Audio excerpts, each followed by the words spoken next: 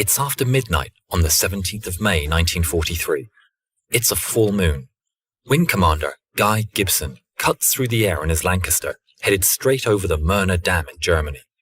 He's got to be fast, low, and deadly accurate. Behind him, in his modified Avro Lancaster, already spinning, is a new kind of drum-shaped weapon called a bouncing bomb. Gibson is leading Royal Air Force 617 Squadron in a mission codenamed Operation Chastise, though his team will become famous under a simpler name, the Dam Busters.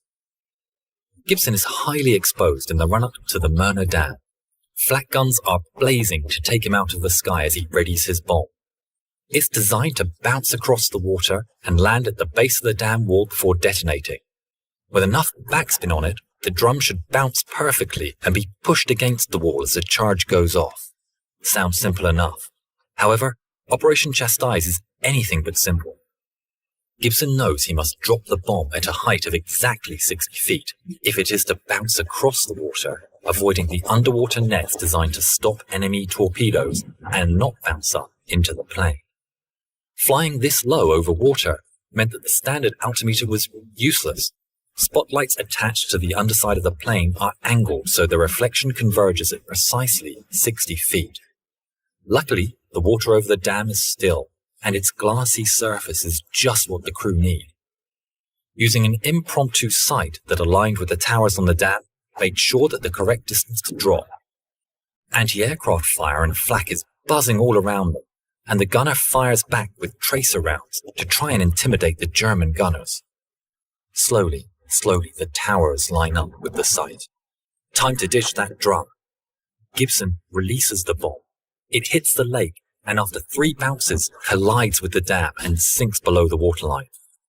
Depth fuses ignite the device, and an epic torrent of water shoots skyward as it explodes. Attacking the German water supply removes their ability to generate electricity and severely hampers production of steel. Pulling up and over the dam, Gibson and his crew watch the giant plume, their hearts in their mouths, waiting for the dam to burst. There are a tense few seconds as the crew watch. Is this the bomb that will break the dam? Will it crumble? It doesn't. There's sound and fury, leading ultimately to nothing. The first bomb was 150 feet away from the center of the wall. This is a top-secret new device that has never been tested in the field, and the men must have wondered if it could actually work. Next up is Gibson's deputy, John Vere Hopgood. His Lancaster had already sustained damage on the flight from England. Skimming low and fast, he starts his attack run. Unfortunately, luck isn't on his side. Anti-aircraft fire hits the plane in the engines and on the starboard wing. His bouncing bomb is dropped, but mistimed in the commotion, going off target. It clears the dam, landing on a power station. Hopgood's Lancaster, AJM, is fatally damaged. Hopgood told his crew, "Get out, you damn fools. If I only could get another 300 feet, I can't get any more height." 3 of the crew managed to bail out, but the wing gives way and the plane crashes into a field with Hopgood at the controls. Gibson swoops back into the fray to flank Australian pilot Harold Brownlow Martin as he lines up his attack run. The wing commander bravely takes the flak, giving Martin as clear a shot as possible at collapsing the dam. When Martin doesn't succeed, he flanks squadron leader Dingy Young, who carries bomb number 4. Gibson is still drawing fire from the enemy, heading south to create a distraction. Young delivers his payload, yet the target still holds. Could it be that this latest device is flawed, and these young men are risking all for nothing? A lot rides on the 5th bomb. Flight Lieutenant Maltby is at the Lancaster's controls. Accompanied by Gibson and Martin, he releases the drum. The resulting column of water is a staggering 1,000 feet plus high. But has the impact been enough? 617 Squadron realize the dam is standing solid. Another strike is readied, but just as fellow Aussie Dave Shannon gears up to drop bomb number 6, there's a rumble, and tons of concrete collapses as the dam gives way, spectacularly so. Maltby had caused a breach, releasing millions of gallons of water into the Ruhr Valley. The men are elated. It works, but there's no time to celebrate. the Myrna Dam is only the first target for the RAF tonight. Approximately 15 minutes away by air is the Ada Dam by the Ada River in North Hesse. The awkward positioning of the Ada Dam makes approaching the dam a challenging task.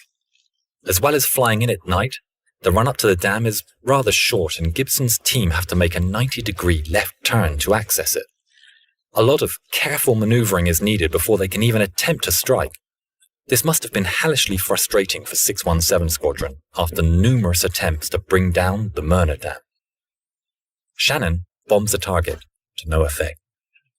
Henry Eric Maudsley drops his drum, but is late, creating an explosion at the dam's crest. The blast catches his plane at the back, though he manages to keep his Lancaster in the air and makes for home. Gibson called out to Maudsley asking, "Are you okay?" A faint signal came in reply. "I think so. Stand by." No further contact with the aircraft was ever made. Les Knight, another Australian, flies in and successfully demolishes the Ada Dam with a decisively deadly strike. One of the crew later recalled it was as if some huge fist had been jabbed at the wall. A large, almost round black hole appeared and water gushed as if from a large hose. The final target was the Zorpa Dam in North Rhine-Westphalia. While the dam busters were working miracles that night, they couldn't pull another one out of the bag. The dam had to be left intact. 19 Lancasters had been dispatched in 3 waves. 53 men had lost their lives. These included the loss of Maudsley and his crew, who were hit by anti-aircraft fire at Emmerich, never making it back to England. The surviving dam busters were decorated in a service at Buckingham Palace. When interviewed about the operation later that year, Wing Commander Gibson commented, "Normally, you don't know when you're going to die, but that raid on the dam was the one time when we knew that we were going to die, or not die, as the case may be. The hair which was hanging on our lives was very thin. There's a funny empty feeling in the stomach, but you're not frightened." He received the Victoria Cross. Sadly, Gibson perished in 1944 after crashing in the Netherlands in mysterious circumstances. Germany rebuilt its wrecked dams within months, leading some to say that the operation had done little more than make a dent in the German war effort. What can't be disputed is the dam busters' effect on British morale. It was also a stunning act of bravery, with the men training for only 6 weeks and not having a clue what the mission was going to be until the day they flew it. Incredibly brave men in desperate times.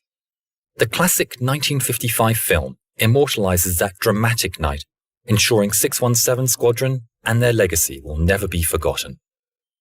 Please tell us what you think of our videos by commenting below, and please like and share. Thanks.